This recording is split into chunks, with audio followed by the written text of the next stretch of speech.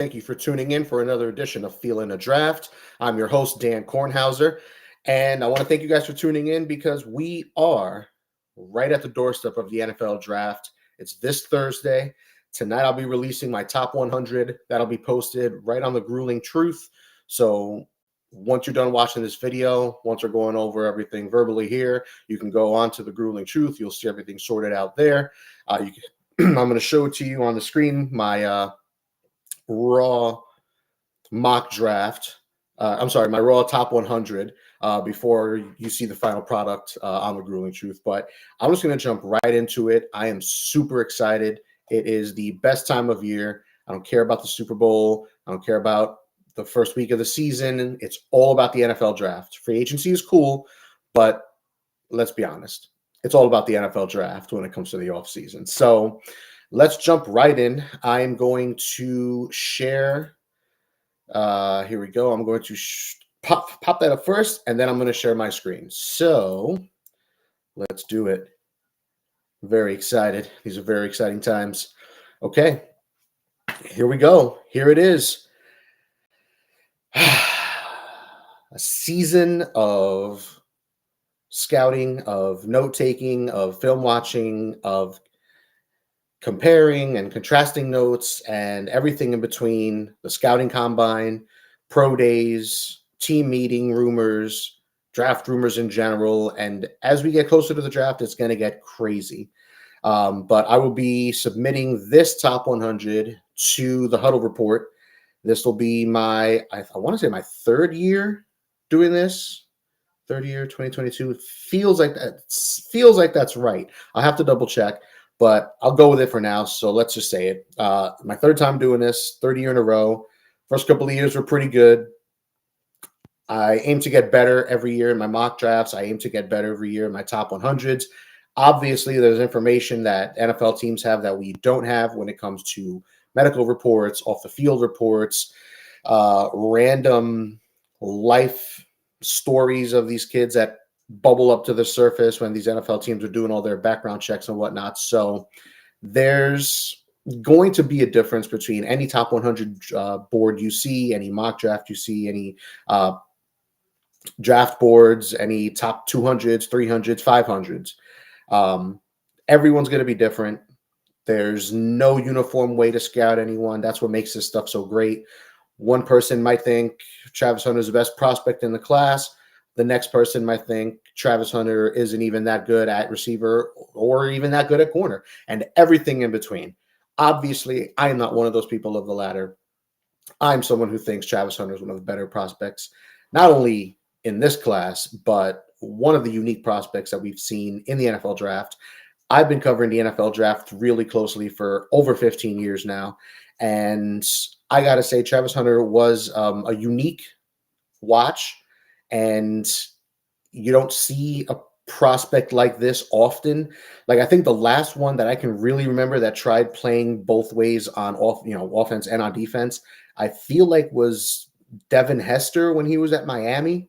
I feel like he played a little corner, played a little receiver. And I know there's been other guys that maybe have done that, like Vacchi, the safety / running back from Utah, who the Detroit Lions drafted last year, who they actually believe they traded up to draft him. But anyway, he played running back and safety in Utah. He got drafted, I want to say, in like the 4th round this past year by Detroit.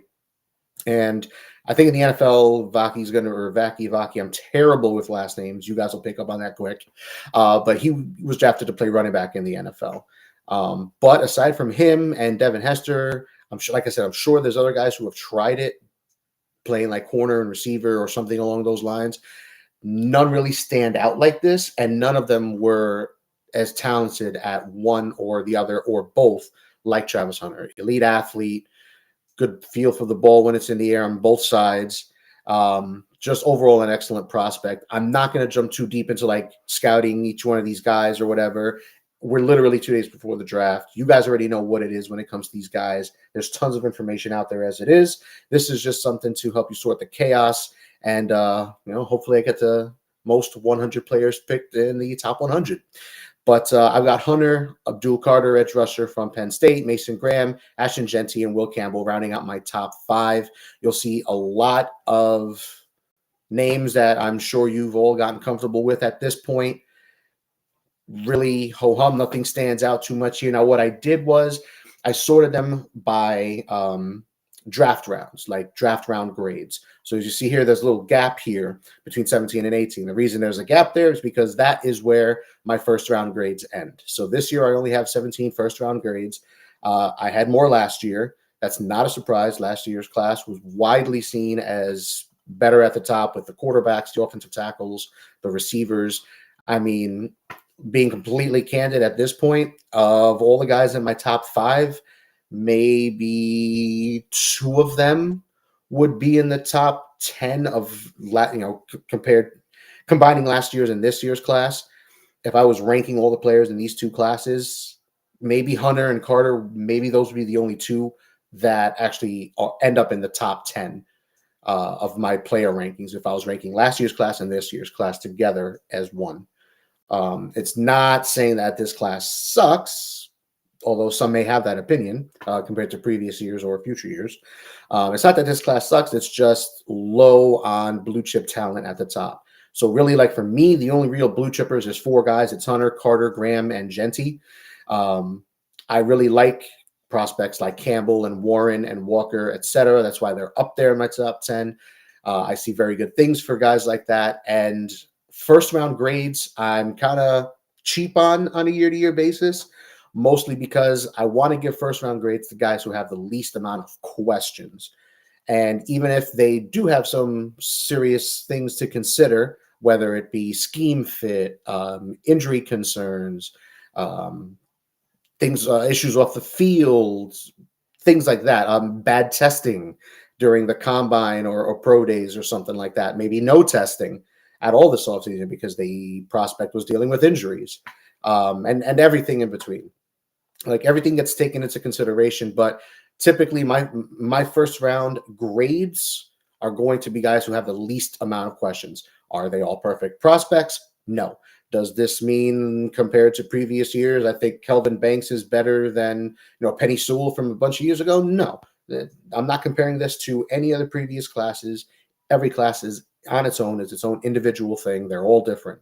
And yes, we will compare them to years past and years future potentially coming out with prospects we want to project who are coming out next year, the following year, etc. But I don't want to crap on this class. I like this class. I only have 17 first round grades. That's a little lower than most years, but that doesn't necessarily mean I think the class sucks. Now, there's one thing you'll notice, and on tomorrow's show, I'll be doing this with my good pastor. He'll be my co-host for tomorrow, and we'll be discussing in-depth quarterbacks for this class where we both rank them. We might touch a little bit on offensive line. I know Mike, that's kind of Mike's thing after quarterbacks, him being, a successful head coach and all. But I know he likes offensive line. I know he likes quarterbacks. So we're going to touch on those 2 things. And tomorrow is mock draft day. The mock draft is going to have to be due. I'm going to put it up tomorrow night. I am still pondering if I want to do a reveal online tomorrow with Mike on the air, live, just show it to you before I post it on The Grueling Truth, similar to this. I'm not sure. I haven't figured it out yet. Maybe I do the top 10. I don't know. But we're going to do something mock draft related. We're going to talk quarterbacks, offensive line. We're going to touch on some of the top prospects, and it's going to be awesome. I always like picking Mike's brain when it comes to scouting players, team building, stuff like that. But anyway, so beyond the 17 first round grades, ranked players number 18 through 64 are my second round grades. 65 through 125 are my third and early fourth round grades. And then from there, it goes, fourth through fifth, and then 6, and then 7+. I got like about 200 to 240 players on this list, but probably not going to release all of it. I don't think it's that necessary at this point, but I'll probably release at the very least my 100 absolutely tonight, and then that'll be, like I said, on The Grueling Truth. Maybe I release the top 150 or something like that elsewhere in a draft board setup or something like that. But anywho, so the second round grades, that doesn't necessarily mean I see these players as strictly second round picks. You know, James Pierce, for example, I have him 18th overall on my big board. Obviously, we have 32 picks in the first round. Someone who's ranked 18th is a middle of the first round pick, most likely.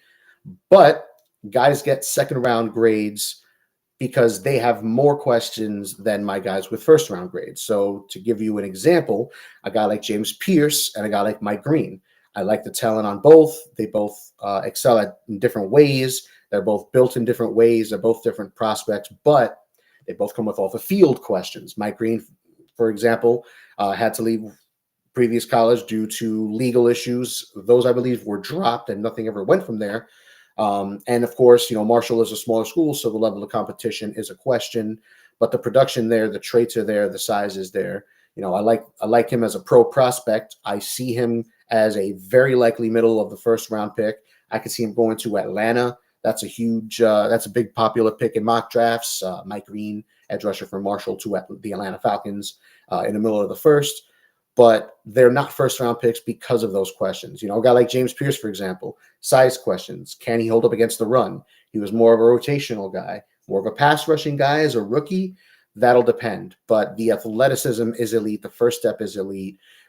That's why he is ranked where he is, but he doesn't get that first round grade because there's just enough questions that say, well, do I want to invest a top 15 pick on this guy with his elite athleticism, the quickness off the edge, etc.? But is he going to be a Pro Bowl defensive end, get 12 to 15 sacks a year, or is he going to struggle against the run and get washed out? Is he going to have off the field problems? He's going to be a coaching problem, stuff like that. Those are all things to consider depending on the prospect. Like Egbuka, for example, wide receiver for Ohio State. Do I think he's a second round pick? No. If he slid to the second round, would I be surprised? Not really, not in this year's class. This is one of those beauty is in the eye of the beholder type classes. But I'm a huge fan of Egbuka. I think he could be a solid wide receiver too on any team as a rookie. And why is he not a first round pick? Why does he have a second round grade? Well, he's 20th overall on my board, which again, obviously means I see him as a very likely first round pick. But he gets that second round grade because he's not that elite athlete. He doesn't have elite size. He doesn't have elite getaway speed or whatever the case may be. Like, he's not elite at any one thing, but he's really good at everything you need to be as a receiver. So sure, is he going to run away from guys like Worthy? Last year for Texas, first round pick for the Chiefs? No, he's not that 4.2 speed guy. That's okay. He doesn't need to be. He's one of the more well-rounded receivers in this class. I see him more as a high floor kind of guy. And even if he doesn't pan out and become a potential wide receiver 1 or low end 1 or something like that, one of the 32 teams, at worst, I project him as a solid high end wide receiver 2, a la like a T. Higgins type of receiver, something along those lines. Someone who may not be someone who's in the conversation for top 10, top 15 wide receiver, top 20 receiver, but maybe he's in that conversation for 20 to 25 range as he develops and he's get better in the right system for Egbuka, as long as he used the right way. But here's another surprise. Moving on in the top 100, Shedeur Sanders. I have him at 21 overall on my big board. Again, we're going to touch on the quarterbacks more in depth tomorrow, but give you a little sprinkle of my thought process on that front. The difference between him and Cam Ward is the physical traits, is the mobility. Ward's got the big arm. Ward's got the mobility that you look for in today's NFL. Whereas Shedeur Sanders is maybe not the strongest arm, not the most athletic guy, but he's accurate. And he's a good leader, and he's tough, and he knows how to take a program from the bottom and build them up and get them better, like he did every year in college, pretty much. So there's good things to Sanders, and I'm very curious to see what Mike thinks about this quarterback class, particularly these two guys, Jackson Dart, who I'll touch on a little bit later. But I'm curious to see what he says and get his read on it, because he's typically harder on grading and scouting quarterbacks than most people. And definitely, I feel more of a harsh scouter and grader of quarterbacks than me. I tend to think of, when it comes to quarterbacks, I lean towards the traits. I lean towards what they can do, what I've seen them do on film, and how that projects to the next level, as opposed to what they really can't do. So that's why Sanders is where he is. You'll see Shedeur Sanders a lot lower on the boards. You might see him outside of the top 32 on some, top 40, top 50. Even I've seen him outside. And again, that's fine. There's no like rule book to scouting, ranking prospects, etc. Beauty's in the eye of the beholder, especially in this year's class, I feel. But I'm not too worried about the things that Shedeur doesn't have, which is why he's not lower on my board. I see him as a leader, tough, accurate guy at multiple levels. If he could just get rid of the ball a little quicker, play a little more on time, things like that, you know, that you can work an offense around him and you can win with a quarterback like Sanders, I believe. The difference between him and Ward, why Ward has that first round grade, aside from the physicals, is I think the physical is what gives Ward a higher ceiling. I think Ward's physical talents give him that Pro Bowl potential, that star level potential quarterback. And let's be honest, in the modern NFL, you're not going to win a Super Bowl for the most part. There's always outliers, but you're not going to win the Super Bowl with a noodle-armed, you know, within the hash marks, passing arm strength quarterback who is a pocket passer and is not mobile. Like, those are few and far between at this point at the very top of the NFL. Mike's going to argue with me about this tomorrow if I say this. And yes, I know quarterbacks still got to win from the pocket. They still have to be rhythm passers, make good decisions, don't take stupid sacks or penalties, yada, yada, yada, yada, yada. But what separates the upper echelon hoes from the rest of the guys, aside from winning at, you know, in the NFL and being a contender every year, is the physical talent. Like Josh Allen, Pat Mahomes, Joe Burrow, like they're elite because they're of their elite physical talents. Lamar Jackson, like Joe Burrow, does he have the rocket arm of Mahomes? No. Does he have the mobility of a Lamar Jackson? No. But he's a damn good quarterback. He's tough as nails. He might be the most accurate quarterback in the league. He's dealt with shitty coaching, shitty play calling, shitty offensive line, bad luck, and yet he's still arguably the best quarterback in the league. Definitely one of the guys in the conversation, top 3 or 4, no matter what. But enough about NFL quarterbacks and whatnot. The point is the traits is what separates these guys. Cam Ward's got more athleticism. He's got a bigger arm, and he's also gotten better each year. He started at a low level. He transferred to Washington State. He transferred to Miami. He got better every year. So that's what you're looking for when you're looking for potential franchise quarterbacks at the next level. Now, compare these quarterbacks to last year's class, and I don't think Ward or Sanders are even going to be top 6. Ward might be the 7th quarterback on the board, maybe 6 ahead of Bo Nix, because I really didn't like Bo Nix like that, especially to go on 12th overall or whatever it was for the Broncos. But yeah, Ward would probably be like the 5th, 6th, 7th quarterback if I combined last year's class with this year's class. Now, I don't want to touch on all these individual players. Like, again, these guys are down here because they have different questions, whether it be defensive linemen who can't pass rush, linebackers with injury issues, offensive linemen with injury issues, safeties who with questions in coverage, you know, elite athleticism, but why didn't they always play to that level kind of thing. And everything in between, guys with off the field problems, small school problems, athleticism questions like Booker, and so on and so forth. And again, just because you see a guy sitting down here at 50, 51, that doesn't mean, you know, that they're bad. That doesn't mean that they're just backups or something like that. These guys taken in the 2nd, 3rd, 4th, 5th round, they can develop into a starter. But this just means they have more questions, different questions to guys higher. And I don't really like big boards in this way where you rank the players numerically like this. I prefer more of a draft board style like this, where I can give grades to guys and then break it down this way, because I think something like this is more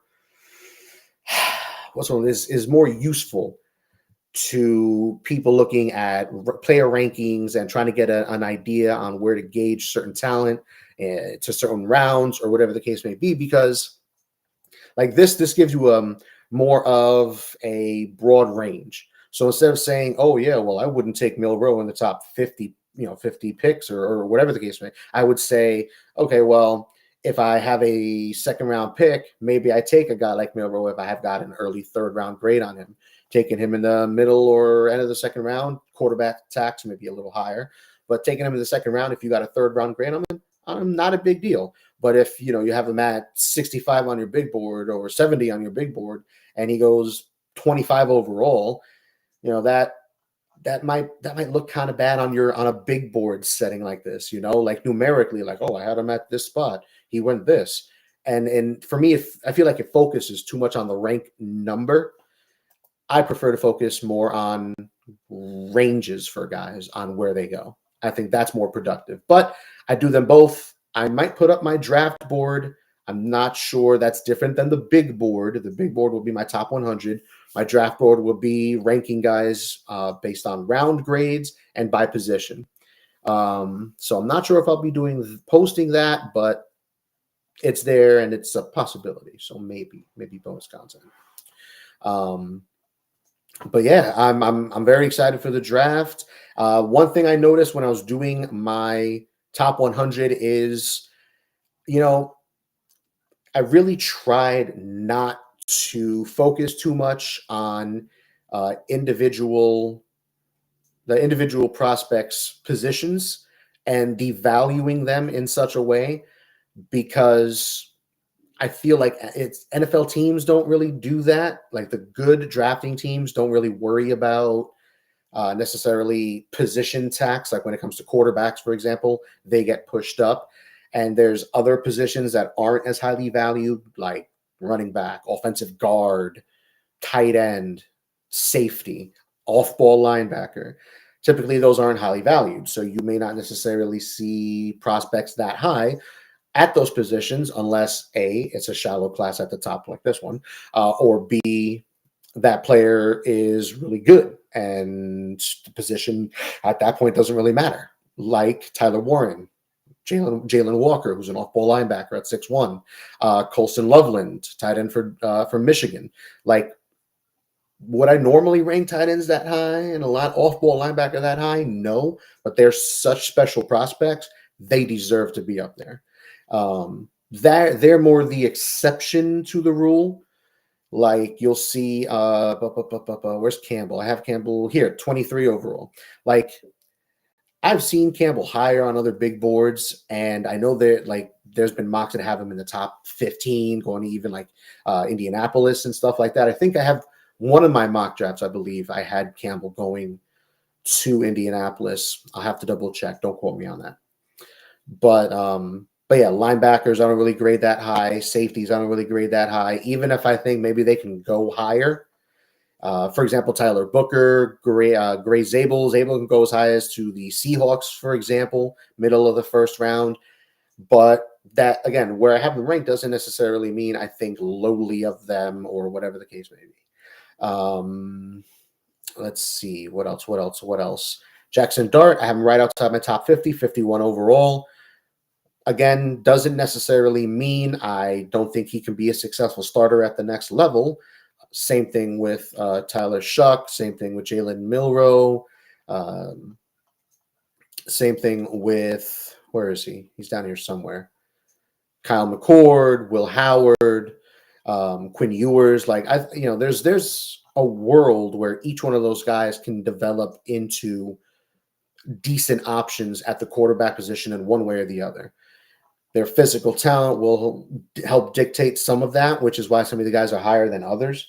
And like Jackson Dart, for example. So I have Ward with a first round grade. I have Dart and Sanders with second round grades. Sanders at 20 overall, Dart at 51 overall. Why is Dart so much lower? I think very well Dart could be a first-round pick.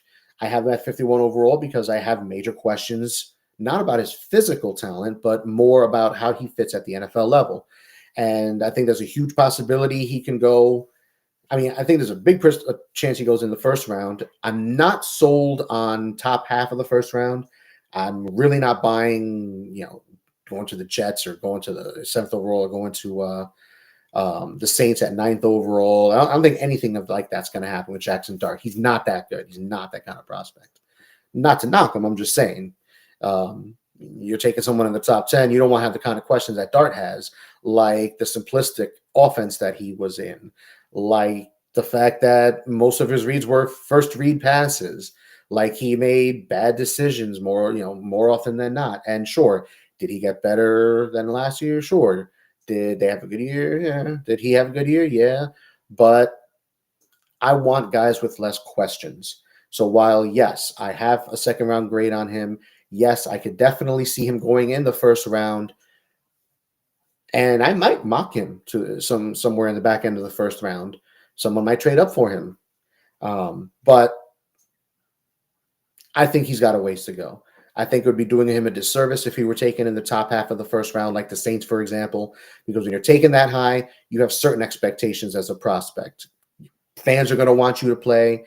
The team's going to want to see what you can do real time. And coaches take a quarterback that high, their balls are kind of to the grinder. The ownership's going to want to see what they're paying for.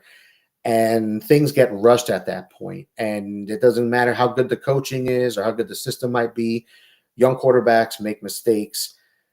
A young quarterback going to a bad team who's not ready to start as a rookie, in my opinion, will make more mistakes that could impact his development and just ruin everything. So ideally, a guy like Dart, I prefer to see him get drafted to a team where he can sit at least for the early part of the season. They got a veteran or two ahead of him they can learn from, learn how to be an NFL pro from.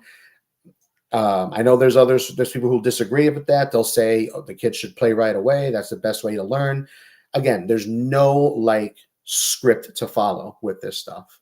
So sure, there's been quarterbacks that benefit from playing right away. They get through the struggles of young quarterback life and they develop into Pro Bowlers. Then there's guys who play earlier than they should and they flunk out. Then there's guys who sit for a year, 2 years, 3 years. They show up and then they're ready for the big time. So yeah, so that's why Jackson Dart is at 51 overall for me on my big board. My third round grades begin at number 65 and it goes through 125. So that is third round and early fourth round grades. And of course, I don't expect anything when it comes to certain players going to certain teams or whatever. This top 100 that I'm going to be submitting is mostly to have most most prospects taken in the top 100. That's what we're trying to do here with this particular exercise for the Huddle Report. So that's what this is. But you'll see prospects outside my top 100 that I'm a huge fan of. Harvey, for example, Chris Paul Jr., linebacker from Ole Miss, Malachi Moore, safety from Alabama, Jacob Parrish, corner from Kansas State, just to name a few. DJ Giddens, running back from Kansas State, Will Howard, the QB from Ohio State. Like, these guys are all down here for different reasons, whether it be, again, poor testing, questionable fits scheme-wise, positional value that I devalue, whether it be, running back, center, guard, safety, whatever. Off-ball linebacker positions I value less compared to wide receiver, offensive tackle, particularly left tackle. Like, you'll see left tackles ranked higher than projected only right tackles, for example. So like Membu probably should be higher, but because he is, in my mind, only a right tackle, not to say that he doesn't have the athleticism or the feet to try to play left tackle, but he only played right tackle in college. And whether or not people want to accept this fact, it's not such a seamless, easy, like, oh yeah, he's never played right tackle in his, in college or for the last few years or whatever. He could just go to the left side and for the pros and he'll figure it out. That's not always the case. That's not always a thing. That's why you see a guy like Penny Sewell, for example, who was drafted by the Lions, is only a right tackle. even when Decker got hurt, their left tackle, Taylor Decker, got hurt. I'm pretty sure they kept Sewell at right tackle the whole time. Same thing with Lane Johnson. I know the Eagles have moved Lane Johnson around depending on the injuries and the situations, but for the most part, he's like the right tackle, period. And again, that's not necessarily a bad thing to knock on those guys and say, oh, well, they can only play right tackle. Like if you're a right tackle and you're one of the best at your position in the NFL, who cares if you can't play left tackle? You're trying to get good football players. It doesn't matter from where, what round, via trade, via draft, via free agency, undrafted free agency, an international player, whatever. You want good football players. Yeah. You know what? I'm going to stop sharing that. Go back to my pretty face. And let's get that off the screen. We're going to hide that. My name's back. Now let's see if there's anything chat related here. I can't see it. Sorry, folks. It's new system. I haven't been on this system running the show in a while, so I'm getting used to things. But I want you guys to give me a follow on Twitter or X at Sportshauser. Also give the Grueling Truth a follow on YouTube, on Facebook, on X. I think they're also on Twitch, if I remember correctly. But give them a follow, give them a like, subscribe. Check out thegruelingtruth.com. My top 100 is going to be on here, on there as of Tuesday night. Wednesday will be my mock draft. Check out the show tomorrow. Again, I'll be having my good pastor on with me. We'll be doing, at the very least, my top 10 mock draft reveal. Maybe I sprinkle in some of the other picks in there, but I want you to go to the website and check it out. So maybe I won't give you all the goodies right away on tomorrow's show. We'll have to see. But we'll talk quarterbacks, offensive line, draft prospects in general. We'll get you ready for the NFL draft. I'm excited. I hope you're excited. Drop the follows. I already said that. Yeah, that's it. Thank you guys for tuning in. My name is Dan Kornhauser. This is another edition of Feeling a Draft.